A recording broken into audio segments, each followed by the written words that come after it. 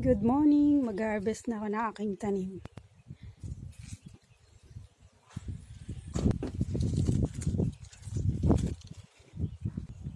Medyo maliit pa, kaya lang mamaya haluan ko na siya ng magluluto ako ng sinigang. So dito yan guys, sa rooftop. Yan, ito ang view dito sa rooftop.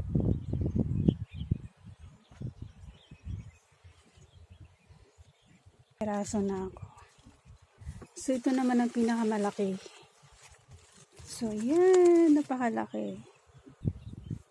Yan, napakalaki. Isang peraso lang malaki guys. So itong aking libangan.